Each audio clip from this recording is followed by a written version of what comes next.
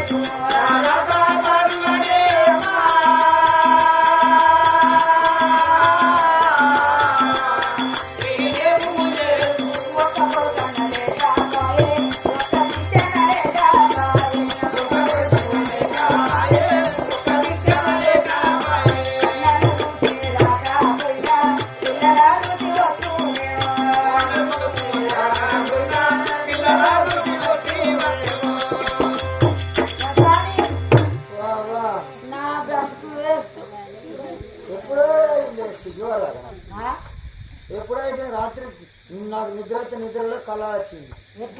నీ బతుకు వేస్ట్ అయిపోయింది. ఎట్లా వేస్ట్ అయిందంటే నువ్వు బతికిందంటే కారణం లేదు. నువ్వు మూలకున్న పాస్ కాదు సాగు నువ్వు వచ్చినా కానీ నువ్వు వంటవే దానం చేయని కొడుకున్నాడు నీకు బిడ్డ లేదు కాబట్టి. ఎందుకంటే నీ చేతికుంటే నేను చిన్నప్పుడు కానీ జీతం ఉన్నా. నీ చేతికుంటే అన్నం పెడితే నేను తిన్నా.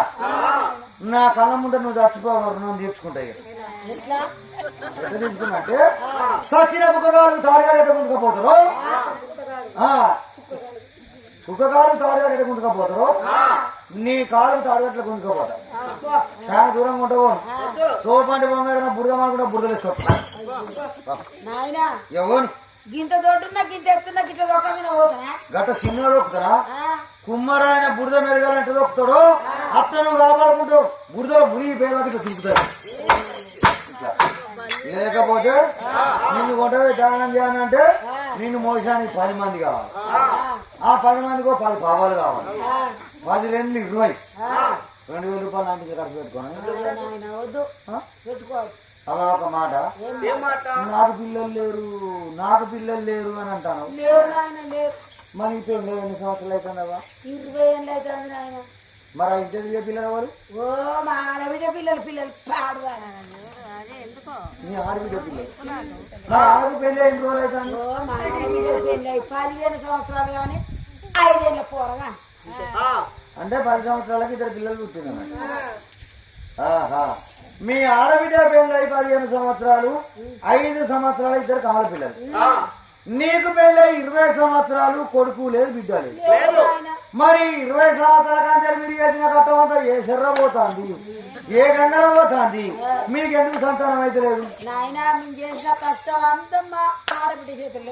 ఏ కట్టం కాదు అనేది. మీ రాజు నువ్వు చేసిన కట్టం అంతా ఏ శర్ర పోతుంది, ఏ గంగలో పోతుంది. నీకెందుకు సంతానం అయితే లేదు? ఓ దేవుడా, ఇంకా కూడా అర్థం చేసుకోలేదురా. అయ్యో మంచిగా ఏ కాడు కొడుకు చెప్తాడు ఇంకా మన సంతానం కావాలని దేవాలయం మొక్కినావా మొక్కినా ఎక్కడ పోయినావు ఓ యమలవాడ పోయినా మేడారం పోయినా తిరుపతి పోయినా తిరునాల పోయినా కోటంజ పోయినా కొమ్మాలో పోయినా కొండగట్టు పోయినా యమలవాడ పోయినా ఇంకా కోమలకు పోయినాక సంతానం అయితే అనిపించదా కోమలో పోయి చచ్చిపోకడేనా ఆయన కోమల్లో కాదు కొమ్మాల జాతర పోయినా కొమ్మాల జాతర పోయినవా గుళ్ళల్లో మొక్కగానే దేవుల సంతానం ఇస్తాయి ఎదురే అవి ఏ దేవాల సంతానం ఇస్తలేవు ఇప్పుడు బయటకు వస్తలేవు ఏం చేసినాయి కరోనా వచ్చినప్పుడు 3 సంవత్సరాల దాకా గుళ్ళకు మూతలే పడ్డాయి అప్పుడు జాతరలో పెట్టడానికి కూడా భయపడదు అంతే 6 నెలలు 7 నెలలు ఆ గుడికి మూతలేసి ఇప్పుడు కూడా మనుషులని మరి ఏ మనిషికి ఏ రోగం ఉందో తెలియదు ఆడికి పోతే ఆ రోగం మాకు తగ్గుతుందని ఈ మనుషులు పోయి మొక్కినా కానీ దేవాల దర్శనం ఎత్తలేవు మనుషులతో దేవాలు మాట్లాడతలేవు సంతాన ఫలం కూడా ఇస్తలేవు ఆ దేవాలయం మొక్కితే సంతానం అసలే కాదు నేను చెప్పిన దేవాలయం మొక్కు తప్పకుండా సంతానం అవుతుంది కొత్త దేవాలయం తెలిసిన ఆయన నేను చెప్పిన కాడ మొక్కితే సంతానం కాకపోతే అన్నాడు చెప్పు ఎక్కడెక్కడ ఉంటే దేవాలయం ఏదైనా మొక్కాలంటే పెద్ద పెద్ద అరిగే దేవాలయం సాగు మొక్కాలి అక్కడ ఉంటే దేవాలు కూలిపోయిన ఇళ్ళలో మొక్కాలి పాత మోరిళ్ళలో మొక్కాలి పాల సంఘం చెట్లలో మొక్కాలి తుమ్మ పొలాలలో మొక్కాలి అక్కడ ఉండే దేవాలు కానీ కోటంచే పోయినాం కొండగట్టు పోయినాం కోరేళ్ళు పోయినాం అక్కడెక్కడే దేవాలు ఆడవాడి ముందు మనం వచ్చి అమ్ముతుంటా అనాలి కానీ లేకుంటే చర్మం ఇస్తా మాకు తెలియదు దేవాలు ఎక్కడెక్కడ ఉండే ఎక్కడెక్కడ ఉన్నాయి తరతరాల కంచెలు మొక్కుడా ఎవరెవరు మొక్కారు ఫస్ట్ మా ముద్దదాత మొక్కిండు మా శంభు తాత పుట్టిండు మా శంభు తాత మొక్కిండు మా గిలాస్ తాత పుట్టిండు మా గిలాస్ తాత మొక్కిండు మా శంషి తాత పుట్టిండు మా శంషి తాత మొక్కిండు మా పల్లెం తాత పుట్టిండు మా పల్లెం తాత పుట్టిన కంచెల్లి మేము మంచంలో తింటాను కంచంలో అంటాం నాయన కంచంలో తిని మంచంలో పడుకుంటారు కానీ మంచంలో తిని కంచంలో వంటి వాళ్ళు అబ్బో మంచం బట్టి అంత స్థలం సిటీలలో కొనాలంటే ₹1,00,000 అవుతాయి కంచం అయితే కట్ల బాగా ఏదైనా మూసుకొని పోలేదు నేను చెప్పిన కాడ మాకు సంతానం తప్పకుండా అవుతుంది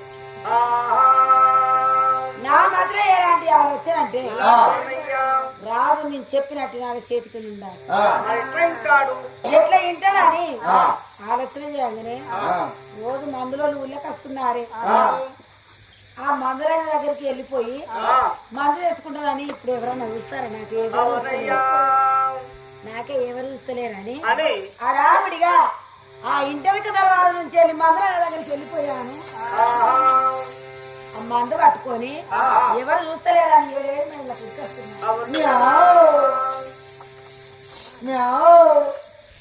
ఇంద్రే నాయన చూడదు చూసావా చూస్తా నేను మనుషుల మీద ఎప్పటికి ఎవరికి పోతారో చూసుకుంటే ఉంటాను ఏదో వేస్తానంటే తర్వాత ఎందుకు నాయన నీకెందుకు అంత అవసరం చెప్పాలి పొంగుదాడికి ఏమో దాపెట్టుకున్నావు నేను చూస్తలేనా చెప్పాలి ఇగో ఇక్కడ ఎవరికి తెలియదు నీకెవరికైనా నాకు చేరుకుండాలి ఎవరితో చెప్పవు కదా చెప్పాను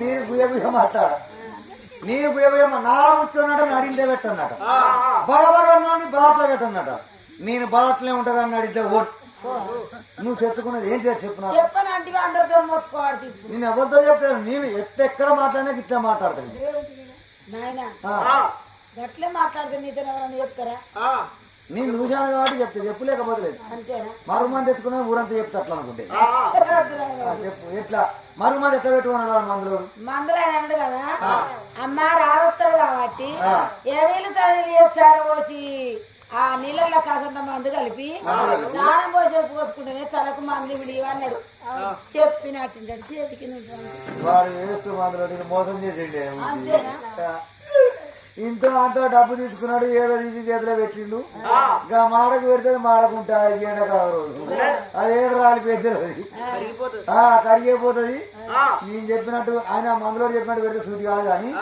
నేను చెప్పినట్టు పెట్టి కరెక్ట్ సూట్ అవుతుంది ఇట్లా బొచ్చడు మంది పెట్టిన 99 మంది పెట్టిన ఇంకో పొల పెడితే 100 మంది అవుతారు ఆ 100 మంది 2 తెలియరని మొన్న నా భార్య పెట్టింది నాకు నాతోటి 100 మంది అయ్యారు నేను చెప్పినట్టు పెట్టు ఎట్లా పెట్టాలంటే మీ ఇంటున్నది అప్పాల పుల్ల భార్య పొడి అప్పాల పుల్ల ఒకటే పొయ్యిలో పెట్టు పొయ్యిలో పెట్టి శనకర రాటు ఉప్తా అంటే అప్పాల పుల్ల ఎర్రగైనాక మీ తలిచిన మరో మంది ఉన్నది కదా అదే మందులో